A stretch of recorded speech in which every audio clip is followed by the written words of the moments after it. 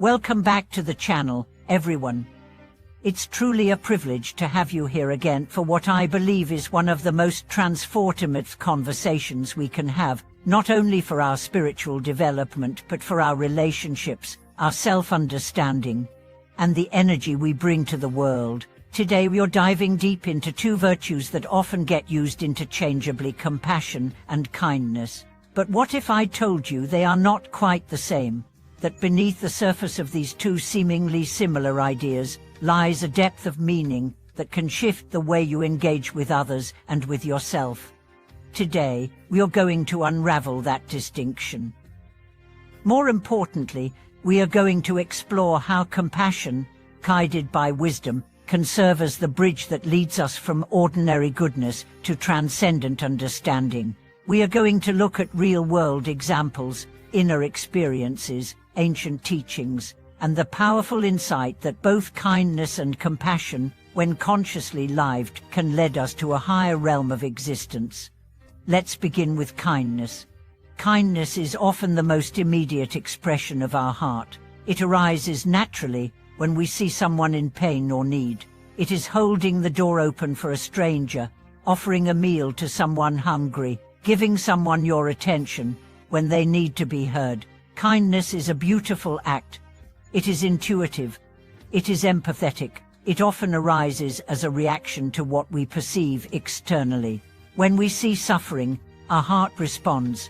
When we see joy, we celebrate. Kindness is deeply valuable. In a world that can be cold, cynical than rushed, simple acts of kindness bring warmth. They restore faith. They create small moments of connection. But here's where things get interesting. Kindness, while powerful, can be situational. It can be influenced by how we feel, by how others treat us, or by how much we resonate with the one in need. For example, it's easier to be kind to someone who smiles at us than to someone who insults us. It's easier to help a friend than a stranger. Kindness often depends on emotion, familiarity, or social connection. Now let's look at compassion. Compassion includes kindness, but it goes deeper. Compassion arises not just from emotion, but from wisdom. It is the deep understanding of the nature of suffering. It is not just about reacting to pain, it is about recognizing the root of pain and responding with awareness, patience, and sometimes even discipline. Where kindness says, "I'll help you feel better," compassion says, "I'll walk with you through your suffering, even if I cannot fix it." Where kindness might offer temporary relief, compassion aims for deeper healing. Let me give you an example. Imagine a child falls and scrapes their knee. A kind person might rush over and say soothing words, offer candy, or try to distract them from the pain. That's beautiful. It creates comfort. A compassionate person, however, might sit with the child, gently clean the wound, acknowledge the pain, and teach them how to take care of themselves next time. That's not always easy or instantly gratifying, but it builds resilience and understanding. Compassion requires a certain level of clarity. It asks us to look beyond appearances, beyond temporary emotions.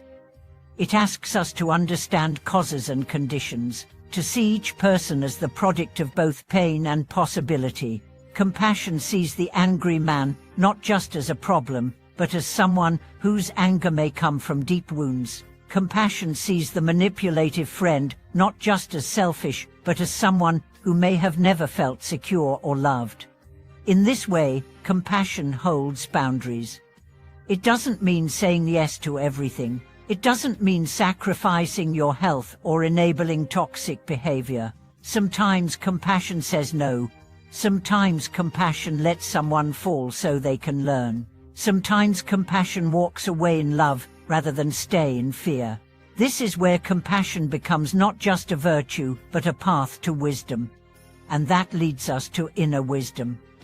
Because compassion without wisdom can become attachment, and kindness without discernment can lead to burnout. But when compassion is guided by deep inner understanding, by a mind trained in presence, ethics, and awareness, it becomes transformates. So how do we cultivate this kind of compassion? First, through mindfulness. When we learn to watch our thoughts and feelings without immediately reacting, we create space. In that space, compassion arises, not just the quick emotional kind, but the thoughtful, grounded, present compassion that sees the whole picture. Second, through contemplation. Take time to reflect on the people in your life. Ask yourself, what are they going through that I can't see? What fears might they carry? What history shaped them? This kind of reflection builds empathy and deepens your understanding of suffering. Third, through ethical living.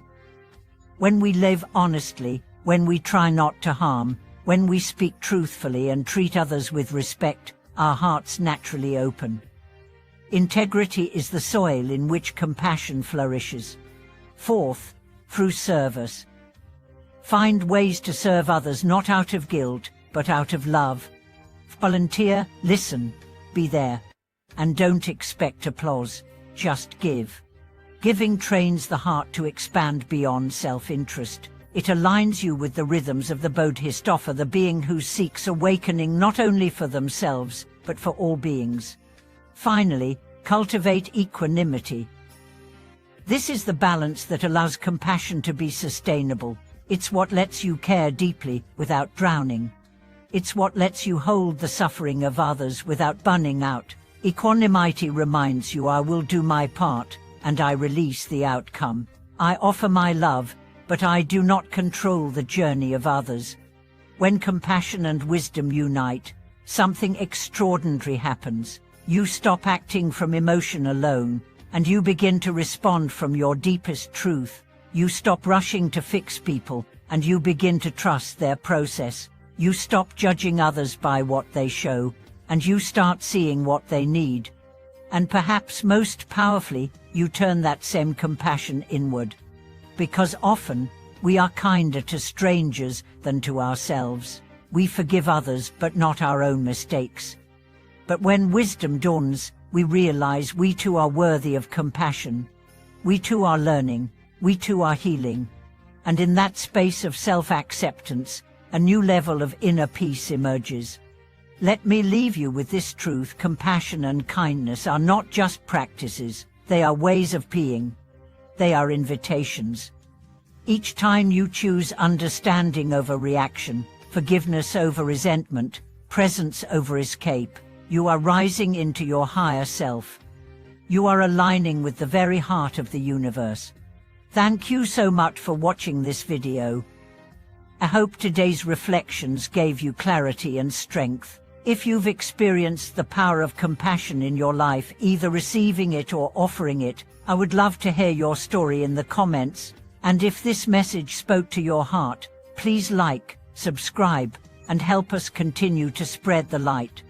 Until next time, stay kind, stay compassionate, and most importantly, stay awake.